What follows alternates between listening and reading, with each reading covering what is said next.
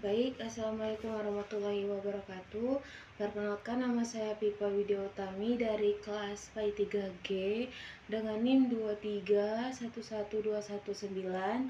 Di sini saya akan ulas tasawuf mengenai 3 pemateri yang kami bahas yang diampu oleh dosen Pak Edi Waluyo. Pertama, saya akan menjelaskan mengenai takali. Definisi takali itu berarti melepaskan atau mengosongkan dalam konteks tasawuf. Takali itu mengacu pada proses melepaskan diri dari sifat-sifat tercela seperti hasad, riya, sombong, dan terlalu cinta dunia. Dalil yang akan saya jelaskan sedikit mengenai takali ini yang berbunyi itu dalam Quran surat An-Nisa. Dan janganlah kamu iri hati terhadap apa yang dikaruniai Allah kepada sebagian kamu lebih banyak dari sebagian orang yang lainnya. Quran surat An-Nisa ayat 23. Nah, ada juga salah satu Quran yang berbunyi, dan sucikanlah pakaianmu dari tinggalkanlah segala perbuatan dosa. Surat Al-Mudaththir ayat 4 sampai dengan 5. Nah, hadis ini itu Rasulullah Shallallahu Alaihi Wasallam bersabda, sesungguhnya dalam tubuh manusia itu ada segumpal daging. Nah, jika ia baik, maka baiklah seluruh tubuh, dan jika ia rusak, maka rusaklah seluruh tubuh. Nah, ketahuilah ia adalah hati. Hadis riwayat Bukhari dan Muslim. Nah, itu dalil yang menjelaskan sedikit mengenai takali.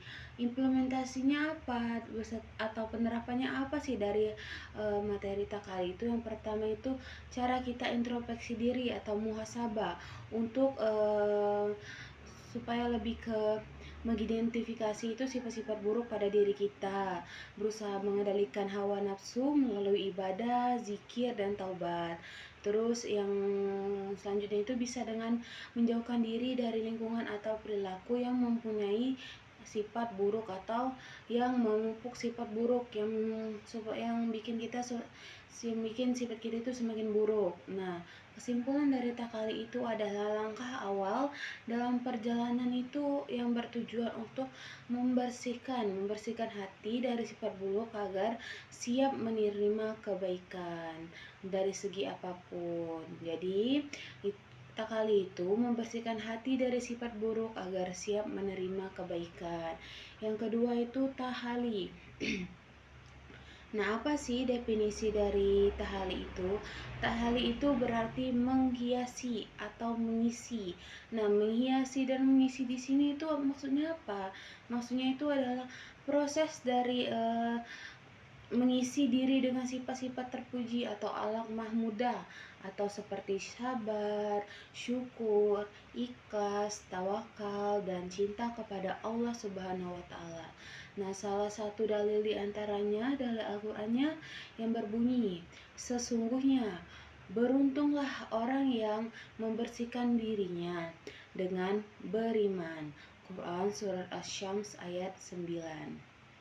Nah, jadi beruntung orang yang membersihkan diri dengan cara beriman. Itu disampaikan dengan surat Asy-Syams. Ada lagi dengan surat Al-Ma'arij. Maka bersabarlah kamu dengan sabar yang baik. Quran surat Al-Ma'arij ayat 5. Hadis dari tahali ini Rasulullah Shallallahu Alaihi Wasallam itu bersabda, tidakkah sempurna iman seseorang sampai ia mencintai saudaranya seperti ia mencintai dirinya sendiri. Hadis riwayat Bukhari dan hadis riwayat Muslim. Implementasi dan penerapan apa sih yang diterapkan dalam definisi tahali ini? Yang pertama itu melatih diri dengan perilaku positif, seperti yang pertama itu berkata jujur, membantu sesama, dan menjaga hubungan baik antar sesama. Yang kedua itu menghidupkan sunnah. Nah, menghidupkan sunnah maksudnya apa? Menghidupkan sunnah Rasulullah dalam kehidupan sehari-hari.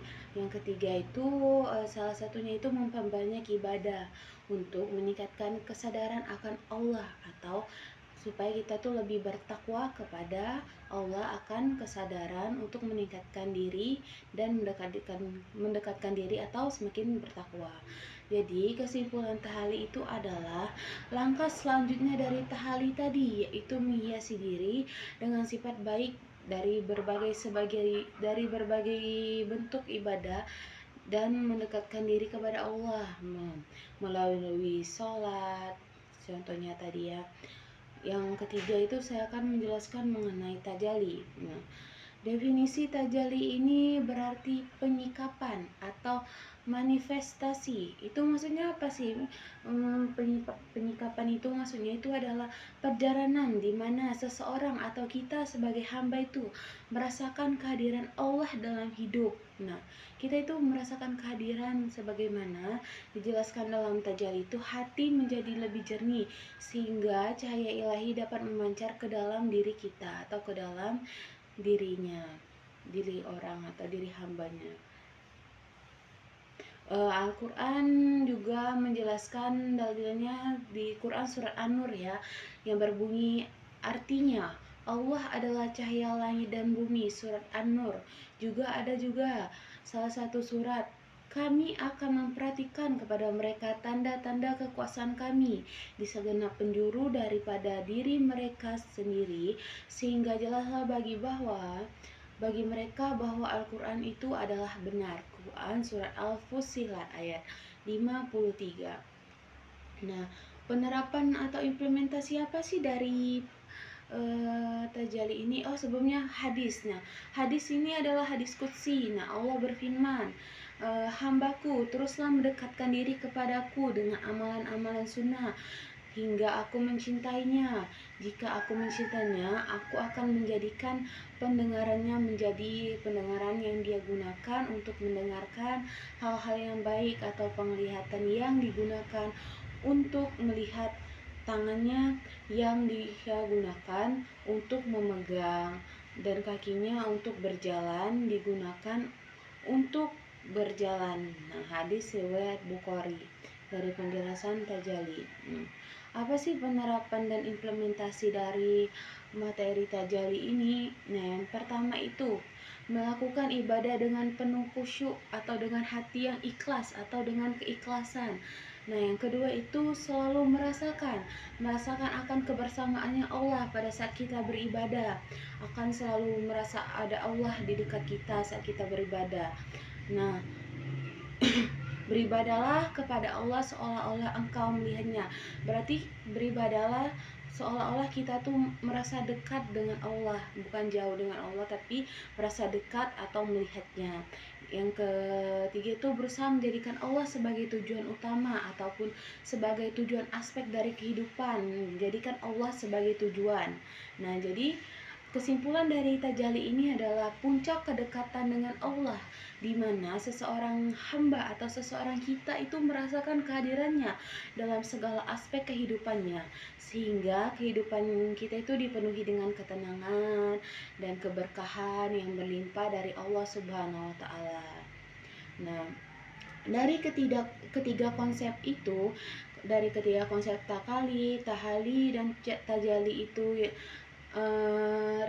secara ringkas ya saya akan menjelaskan. Takali itu berarti adalah membersihkan hati dari sifat buruk atau sifat tercela, membersihkan, menjauhkan. Kalau tahali itu adalah menghiasi, berarti memasukkan segala perbuatan baik ke dalam hati.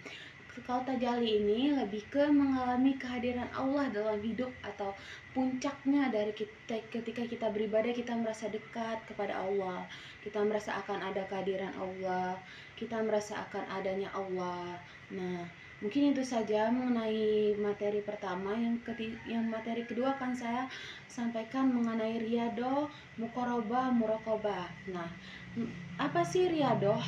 Nah, definisi riyadhah itu adalah berarti latihan jiwa atau disiplinnya spiritual dalam diri kita. Dalam tasawuf itu, riyadhah adalah usaha sungguh-sungguh untuk melatih jiwa agar tunduk kepada kehendak Allah dan terhindar dari pengaruh hawa nafsu melalui ibadah atau mujahadah.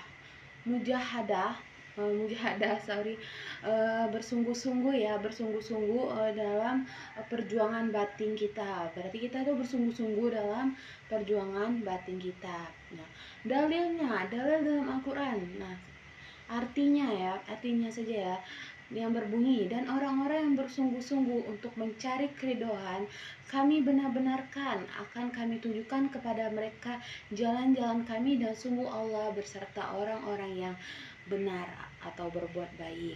Quran surat Ankabut ayat 69. Jadi Allah itu benar-benar akan menunjukkan jalan yang benar ketika orang-orang itu terus bersama Allah dalam berbuat baik. Yang kedua itu ada surat Ar-Rum juga ayat 60 yang berbunyi, maka bersabarlah, sesungguhnya janji Allah itu benar. Itu dalil dari surat Ar-Rum ya, yang artinya itu tadi. Hadisnya itu Rasulullah juga bersabda ya, seseorang mujtahid atau mujahid adalah seseorang yang berjihad melawan hawa nafsu untuk menaati perintah Allah. Hadis riwayat Tirmizi. Berarti kita itu harus berjihad melawan hawa nafsu untuk menaati Allah, untuk mendekatkan diri kepada Allah. Penerapan apa sih, implementasi apa sih dari materi Riyadhah ini? Nah, yang pertama itu memperbanyak ibadah seperti sholat, puasa, sunnah, maupun membaca Al-Quran. Yang kedua itu melatih diri untuk sabar, ikhlas, dan meninggalkan kebiasaan-kebiasaan buruk. Kita buanglah kebiasaan-kebiasaan buruk yang pernah kita lakukan agar kita menjadi riyadhah. Yang ketiga itu adalah menghindari hal-hal yang melalaikan seperti perbuatan maksiat. Perbuatan maksiat itu kalau bisa ya dijauhkanlah ya, agar menjadi orang yang lebih baik dan kondusif lah. Ya, kesimpulan dari materi Riyadhah yang saya sampaikan ini adalah usaha kita itu untuk melatih jiwa itu melalui ibadah. Bukan hanya ibadah, tetapi ada juga perjuangan untuk melawan hawa nafsu, untuk mencapai kebersihan hati dan kedekatan kepada Allah. Melawan hawa nafsu supaya kita itu hati kita tetap bersih dan kita lebih mendekatkan diri kepada Allah. Yang kedua itu muqarabah. Di sini saya akan menjelaskan tentang muqarabah. Definisi apa sih muqarabah menurut tasawuf itu? Muqarabah itu berasal dari kata qurb yang berarti dekat. Muqarabah itu adalah kesadaran dan usaha untuk mendekatkan diri kepada Allah dengan penuh kerendahan hati. Hati kita, cintanya kita kepada Allah, ketenangan, kerendahan hati, agar kita itu selalu cinta kepadanya atau kepada Allah. Salah satu dalil yang artinya dalil Al-Quran. Dan apabila hamba-hambaku bertanya kepadaku tentang aku, maka sesungguhnya aku dekat. Nah, berarti jika kita semakin dekat kepada Allah, semakin bertanya, maka insya Allah Allah akan selalu dekat kepada kita. Itu Quran surat Al-Baqarah ayat 186. Nah, ada juga surat Al-Muzammil, maka mendekatlah kepada Allah dengan sungguh-sungguh. Surat Al-Muzammil ayat 8. Jika kita mendekat kepada Allah, insya Allah akan dipermudahkan jalan untuk mendekatkan diri kepadanya. Nah, hadis Rasulullah juga Shallallahu Alaihi Wasallam juga bersabda, sesungguhnya Allah lebih dekat kepada hambanya dibandingkan urat lehernya sendiri. Itu ada hadis riwayat Bukhari dan Muslim. Apa sih penerapan dan implementasi dari muqarabah ini, bukan riyadhah, muqarabah ini? Apa sih implementasinya? Yang pertama itu memperbanyak doa dan zikir untuk mengingat Allah. Nah, setiap saat kita harus mengingat Allah. Pada saat kita sholat, zikir, mengaji, baca Quran, kita harus mengingat yang di atas. Yang kedua itu menyadari kehadiran Allah dalam setiap perbuatan. Kita tuh harus selalu mengingat, oh ini dosa, kita harus mengingat Allah. Oh ini baik, kita harus mengingat Allah. Jadi apapun yang kita lakukan, perbuatan apapun, kita harus mengingat Allah. Yang ketiga itu menjadikan Allah sebagai tujuan utama atas segala tindakan dan niat. Berarti niat kita itu harus dilandaskan oleh karena Allah, niat baik, jangan niat jahat karena Allah. Oh Allah itu gini, niat jahat. Jadi kita tuh terapkan niat baik untuk mengingat Allah. Jadi muraqabah itu adalah kesadaran akan kehadirannya melalui ibadah, cinta yang tulus akan kedekatan kepada Allah, muqarabah. Nah, yang ketiga itu definisi muraqabah. Tadi kan muqarabah, sekarang itu muraqabah. Nah, muraqabah ini definisinya itu berarti pengawasan. Pengawasan apa? Pengawasan keadaan di mana seseorang selalu merasa diawasi oleh Allah. Merasa diawasi oleh Allah sehingga ia menjaga pikiran, ucapan, perbuatan agar selalu dengan syariat dari dunia. Berarti dia kalau berbuat apa-apa selalu mengingat Allah, takut akan dosa, akan laknatnya Allah. Berarti dia selalu mengingat Allah. Nah, salah satu dalil Al-Qur'annya, apa sih dalil Al-Qur'annya? Nah, yang artinya, dan ia bersama kamu di mana saja kamu berada, dan Allah maha melihat apa saja yang kamu kerjakan. Quran Surat Al-Hadid ayat 4. Nah, jadi Allah itu selalu melihat apapun yang kita lakukan, perbuatan baik maupun perbuatan buruk yang kita niatkan maupun tidak kita niatkan. Nah, ada juga surat Al-Ghafir, sungguh Allah mengetahui pandangan mata yang berkhianat dan ada apa yang disembunyikan dalam dada. Surat Al-Ghafir ayat 19. Jadi Allah tuh selalu mengawasi kita, baik kita niat kita udah dari hati itu jelek atau niat dari hati kita tuh baik, itu kita sudah diawasi oleh Allah Subhanahu wa taala. Nah, hadisnya Rasulullah juga bersabda, ihsan adalah engkau beribadahlah kepada Allah seakan-akan engkau melihatnya, dan jika engkau tidak melihatnya maka sesungguhnya dia melihatmu. Itu hadis riwayat Muslim. Nah, jadi sesungguhnya Allah itu selalu memantau niat kita saja, niat baik kita saja sudah dicatat, niat buruk kita saja sudah dicatat, apalagi ketika kita melakukannya. Jadi, kita harus pandai-pandai dalam melakukan perbuatan ataupun niat, ucapan, serta yang lainnya. Penerapan dan implementasi dari muraqabah itu apa? Selalu mengingat bahwa Allah mengetahui segala sesuatu, baik tampak maupun sembunyi. Yang seperti saya jelaskan, niat atau tidak niatnya kita itu pasti Allah mengetahui. Yang kedua itu menjaga perilaku dan niat agar selalu selaras dengan syariat. Nah, yang ketiga itu melakukan muhasabah diri secara rutin agar memperbaiki kekurangan. Oh, ya sebelumnya kita selalu niat buruk, kita niatkan yang baik. Nah, jadi kesimpulan muraqabah ini adalah kesadaran akan pengawasan Allah yang memotivasi diri kita itu untuk selalu berada dalam kebaikan dan menjauhi larangannya. Jadi kita tuh takut gitu akan berbuat dosa karena kita merasa kita tuh selalu dilihat oleh Allah Subhanahu wa taala. Jadi kita tuh merasa terpantau niat, perbuatan maupun segala bentuk sesuatu yang kita niatkan itu Allah pasti tahu. Nah, konsep ketiganya itu yang pertama riyado itu. Jadi secara singkat riyado itu adalah latihan jiwa untuk melawan hawa nafsu. Jadi latihan jiwa untuk melawan hawa nafsu kita, menjaga hawa nafsu. Mukorobah, kalau mukorobah ini mendekatkan diri kepada Allah melalui kesadaran dan cintanya kita kepada Allah Subhanahu wa taala. Yang ketiga itu muraqabah, itu merasa kita itu diawas, merasakan pengawasan Allah dalam setiap aspek kehidupan. Merasa diawasi ya, berarti kalau muraqabah dan muqarabah itu kita merasa mendekatkan diri kepada Allah. Kalau muraqabah itu berarti kita merasa diawasi. Nah, yang pembahasan ketiga itu mengenai fana, baqa dan ihtihad. Nah, definisi fana, apa sih fana dalam arti tasawuf itu? Fana itu artinya lenyap atau menghilang. Nah, dalam tasawuf itu fana itu adalah keadaan di mana seseorang hamba itu mampu melebur egonya dan menghilangkan dirinya dari ketertarikan duniawi. Ia bukan berarti menghilang secara fisik, itu lebih kepada melupakan keinginan pribadi sehingga hanya fokus mendekatkan diri kepada Allah Subhanahu wa taala. Berarti fana itu berarti dia itu lebih ke fisiknya tetap selalu mengutamakan dunia, tapi juga batinnya itu selalu mendekatkan diri kepada Allah. Nah, salah satu dalil dalam Al-Qur'annya apa? Yang artinya segala sesuatu akan binasa kecuali wajahnya Allah. Quran Surah Al-Qasas ayat 88.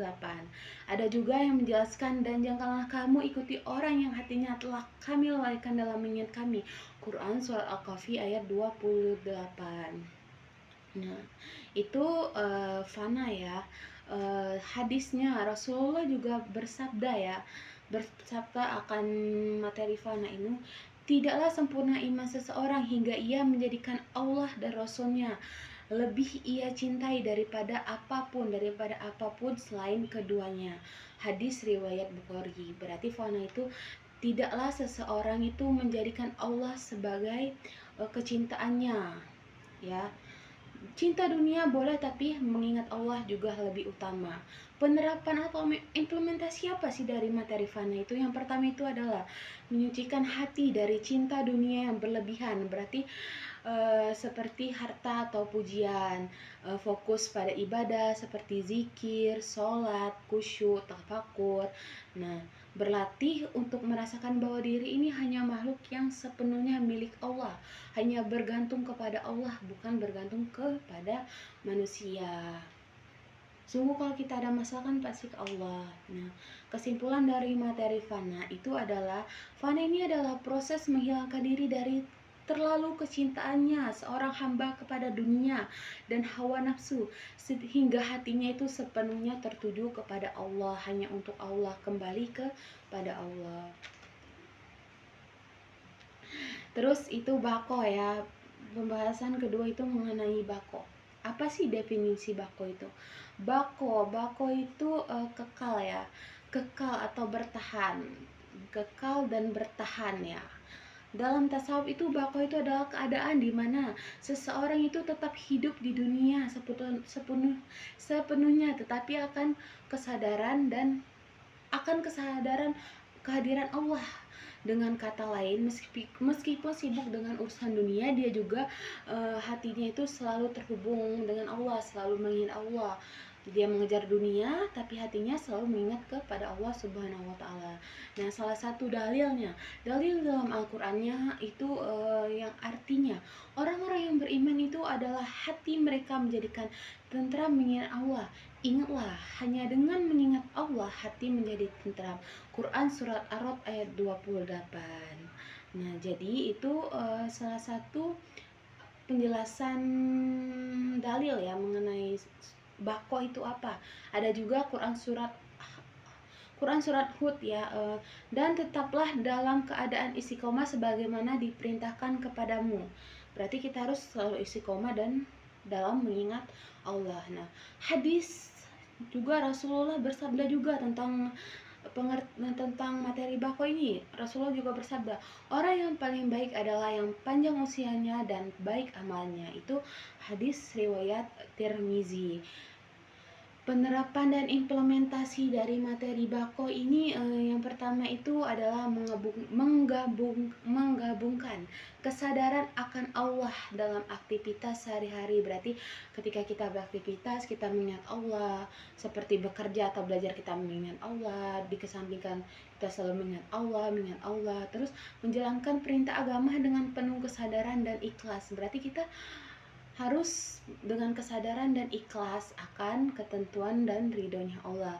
Tetap istiqomah dalam ibadah meskipun berada dalam situasi sibuk maupun sulit. Berarti kita tetap ibadah, istiqomah mengingat Allah walaupun kita pada saat dalam keadaan sulit atau sedang melakukan hal sesuatu yang dalam artinya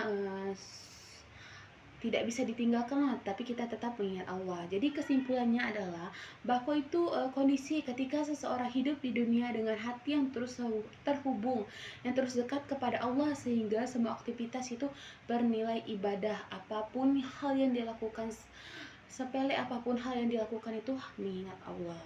Yang ketiga itu ittihad. Ittihad. Apa sih definisi ittihad itu? Ittihad itu berarti penyatuan dalam tasawuf. Nah, ittihad itu adalah konsep yang sering kita pahami ya, yang kita pahami sebagai penyatuan dengan Allah. Namun ini bukan berarti hamba ini menjadi Allah atau menjadi Allah menjadi hamba, Allah atau Allah menjadi hamba. Bukan kayak gitu ya, melainkan mencapaikan tingkat kesadaran tinggi tentang Allah hingga ia merasa sangat dekat dengannya atau dengan Allah Subhanahu wa Ta'ala.